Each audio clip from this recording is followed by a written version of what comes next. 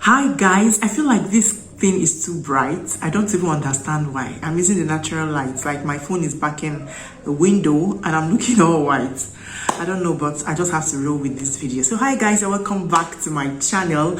My name is Chike-James if you're seeing my face for the first time, and you're absolutely welcome. It feels good to have you here. Okay guys, so let's just dive straight into this video.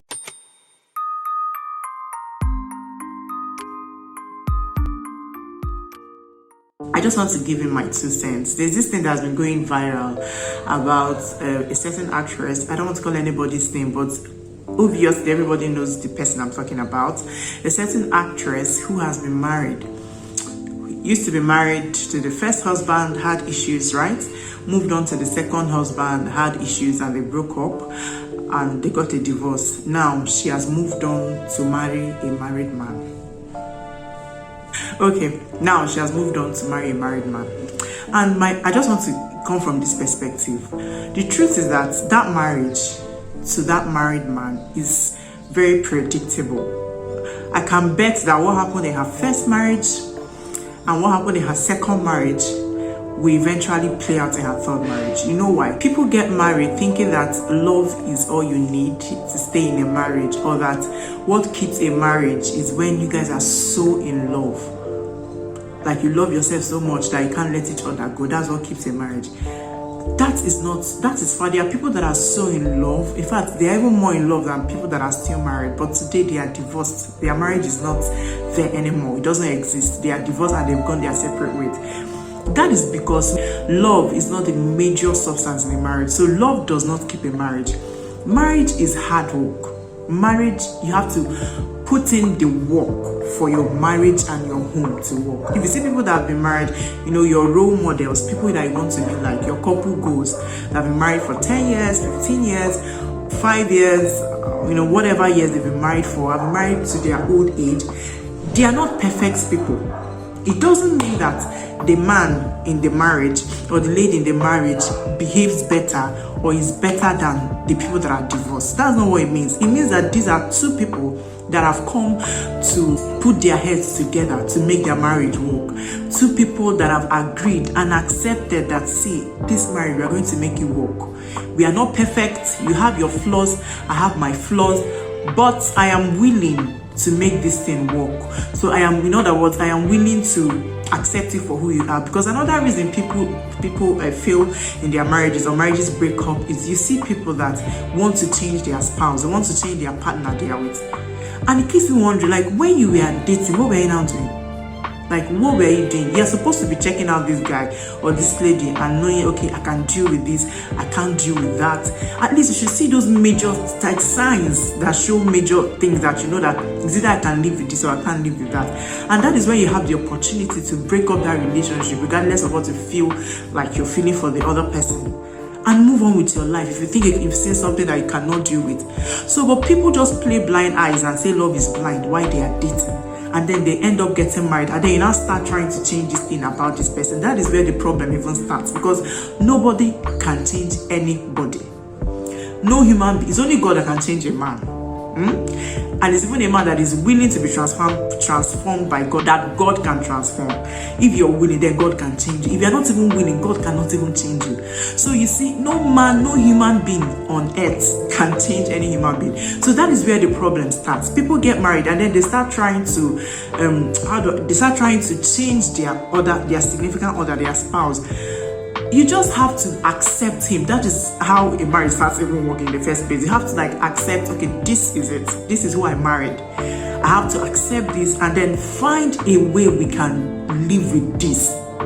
That is the way it is. So if there's something that is so wish, that is so terrible, that you want your significant other to change, it's not even by raising your voice, fighting about it, arguing about it all the time. It gets things even worse. That is where prayer comes in. You have to take it to God in prayer and ask God, I don't know how you do it, or anyhow, just do this one for me.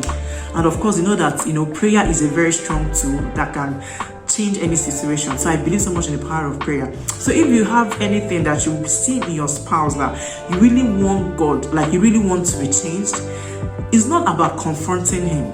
It's not about nagging about it all the time. Those things are just going to make it worse, because even if he cannot change. How do I put it? You can't change him that way. You cannot change him that way. So what I'm saying, how did I even get here? We are talking about that lady. You know the lady I'm talking about that is getting married to the third man. Like, I can predict that marriage because something happened in her first marriage, it didn't work out. Something happened to her second marriage, it didn't work out. And who told you that her two previous husbands are so horrible that they couldn't live with her? No, it's just that there are people that are worse than her first husband and her second husband. They are still in their marriages and they are, they have happy homes. They are not enduring their homes. They have happy homes because the spouses in the marriage have come to the agreement that, see, we are going to make this thing work. They have agreed to make their marriage work. So they are being deliberate about it and intentional about putting the work. Okay, you don't like this about me and I don't like this about you. Okay, we can meet at this juncture. Meet me at this. I don't even get. We can meet at the middle of the road. We'll do it this way. You do it this way. We see how we can handle it. Communication is the lifeline of every relationship. And I believe that if you talk about anything that is an issue in your marriage with your spouse, not from a place of anger or from a place of bitterness, and just genuinely talk about this thing, because we are not talking about it because we are angry, we want to finish everything, end the marriage. No, we are talking about it because we want to see, just come from the perspective of, we want to see how we can make this work, because divorce is not an option for us here. We want to see how we can make it work. You talk about it, you put in the work, you have to make sacrifices, you have to learn to let go. If there are things that you really enjoy or things that you know that you do, you don't even say anything wrong with this, and your spouse is saying, I don't like this. If you can, this is the point where sacrifice is coming. You have to change, you have to let it go, you have to be like, okay, I know, okay, for example, let me give a practical example now.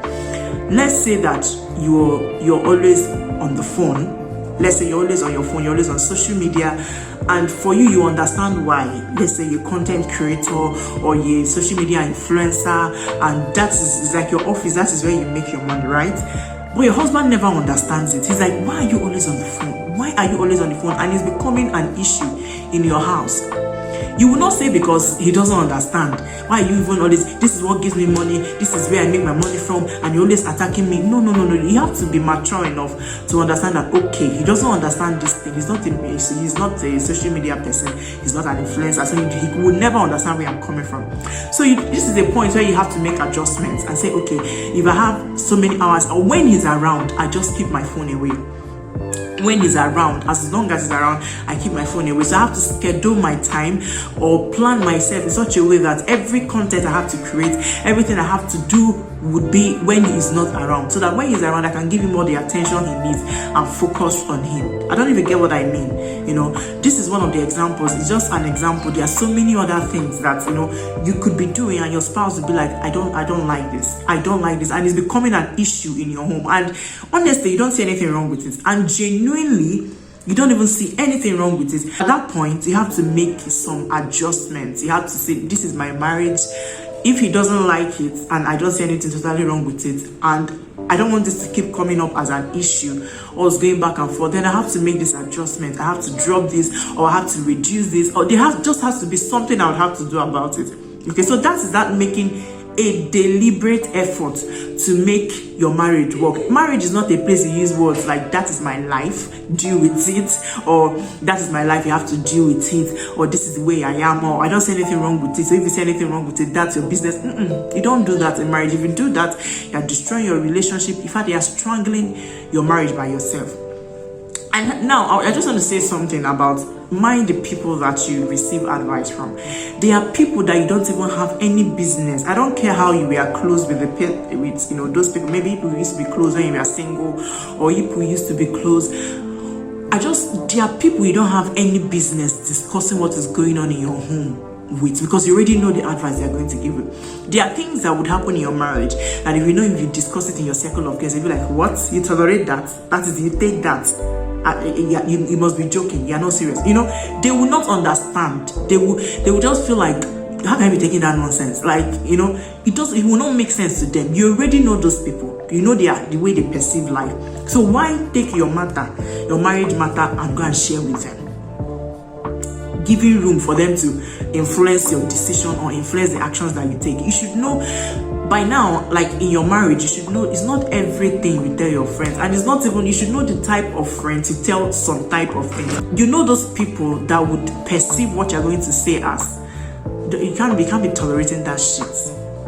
You can't be tolerating that nonsense in your marriage. You can't be taking that. Don't tell me he treats you that way. Don't tell me he talks to you that way. And you now go and carry your matter and go and tell them. And then you now hear what you want to hear. So you now come back home and start reacting. It's your marriage. Nobody lives in that house with you. You live with your husband. And you understand the whole situation more than anybody. If there are things you can endure in marriage, if there are things that you can endure, by all means, please endure it. Except there are things that you can no longer take. Let's say the person is becoming physical on you, beating you all the time, giving you bruises, and you can no longer take it. At that point, I don't know. I'm not like I'm a strong advocate against divorce. I'm not going to advise anybody to divorce. But if you get to the point where the person is going physical on you all the time, I think you should, for the sake of your life, take a break. Like, you should leave that environment. That's what it is. Even if you're not going to get like an official divorce, you need to leave that space so that you don't get hurt, or so that you don't die in that marriage. Do you get what I mean? Because when there is life before you now start talking about marriage, so you need to leave. Okay, so if there are anything that you know that you can endure or you can deal with in your marriage, by all means, please endure. By all means, deal with it. Don't go and start telling people that, there's this thing they always say, when you need advice, you know people and you know what you want to hear. You know the kind of people to talk to. There are people that when they do something and they are feeling guilty, they know the friends to talk to and that guilt will leave. The person will be like, what's wrong with that now? Even though they know deep down that that thing is wrong. So they know the friends, they can talk and say, like, see what I did though. I don't know, I feel so terrible. Because they already know what those friends are going to say to them. They'll be like, what's wrong with that? Why are you feeling terrible? No, it's a normal thing now. You shouldn't feel bad. And then they'll feel all right and feel okay. And they deliberately go to those friends and talk to those friends. Then they know the friends that will be blunt to them and tell them the truth, you messed up. Don't even try that again. They will not go to those friends at that time because they don't want to confide in guilt. So you see, I think that at the end of the day, we all know, like, our friends, we understand them. We know people to tell certain things that if you must tell, if you are somebody that like to gist a lot, or maybe talk about things that happen in your home. I don't know. People like that. If you're somebody that like to share, at least share with the right people. Share with people that have sense. There are friends that have sense. There are friends that don't have sense. In your circle, you should know them. So share with people that will give you genuine and correct scripture-based advice when you need it. Don't go and start sharing with people that will even tear down your marriage, even without knowing that is what they are doing. Okay, so be careful about people you're listening to. So back to the beginning of this story. That marriage is going to end up like the first two if she doesn't do anything differently. And I don't even... Like, why would you go and marry another woman's husband? There are so many men in this world. Out of the billions of men in this world, and you feel like the only one you want to settle with is your friend's husband. How merciless can you be? How merciless can you be? And I heard this somewhere, and I so agree with that you don't build your happiness. You might feel like now that she's happy, she's trending and all that. You don't build your happiness on another woman's tears. Now that foundation that marriage is built already on a faulty foundation. Number one, adultery, because of course the man did not just meet her one day. They were dating, and this man was married while he was having anything like he was having with her. Do you get? So it's built on the foundation of adultery, one. Secondly, now it's built on the foundation of another woman's tears and bitterness. And this woman has not hurt you in any way. The only thing she did was introducing you to her husband as a friend, and then you stab her at the back. Like, that is betrayal at its peak. Okay, so you betray another woman, you get married to her husband. Now that marriage is built on the foundation of her tears, her sleepless nights, and the bitterness she has towards you. And you think you enjoy that marriage, it's not even possible.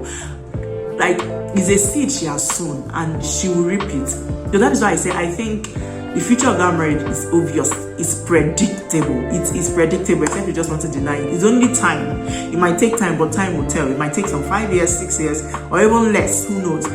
but time will definitely tell.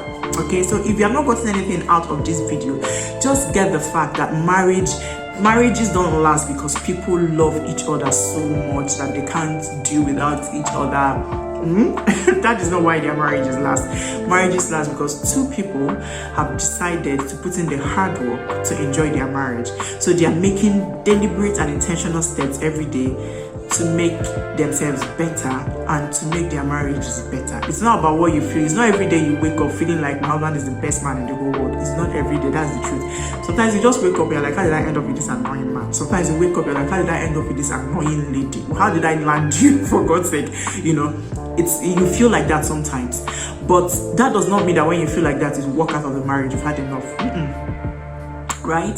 You have to agree to make it work, and you work towards making yourselves better. You work towards being deliberate about, being happy. Create vacations if you can afford it. Even if you can't afford vacation, create staycations. Like, do things within your budget to make yourself happy at the end of the day. Have some getaway time with your spouse. Go for dinner. If you can't afford to go for dinner, have one in your house. Send the kids to bed, set up your dining table and have dinner with your spouse and talk about things that you need to talk about. Just people making deliberate, intentional steps to make their marriages better. And also commitment. Two people that have decided and are committed to making their marriage work. That is what makes a marriage work. It's not because you are head over heels in love with this person that you can't let him go, you can't let her go. That is not, you see, that is why if you notice, our parents, like people from way back, our parents, most of them, their marriages lasted better than this generation. Most of these people did not even, like, their marriages were arranged marriage. It was arranged marriage, as we call it. They didn't even have an option to feel butterflies in their belly, or they were just arranged. Their parents arranged these things, and they got married. So for those that found out they were compatible and then they started living, what made their marriage last so long is commitment. These are two people that have decided that we'll make this thing work. Divorce is not an option for us, so we are going to make it work. Whatever you have to take, we have to make the sacrifice, we have to make the adjustments, we'll have to do whatever we have to, drop habits that we'll have to drop, accept what we need to accept, just to make sure that this marriage works. Okay, that is what keeps me married. So guys, I think I've talked enough. Let me know what you think in the comment section. You already know, the person I started this video with, you already know who I'm talking about. What is your opinion about going to marry somebody that is already married just because my kids are here, just because it makes you happy? Just because you think this person makes you happy and makes you feel good, then you go ahead and destroy another woman's home. How selfish can that get? So let me know what are your thoughts in the comment section. What do you think holds down a marriage? Is it love? Is it commitment? Is it let me know your thoughts in the comment section. So guys, this will be the end of this video. Thank you for sticking with me to the end. If you are not subscribed to this channel, please take a minute and hit on that subscribe button and give me a thumbs up, please. Your thumbs up are really important to me because it makes YouTube recommend my videos to larger amount of people. And yeah, I'll see you in my next one. Some other time. Bye.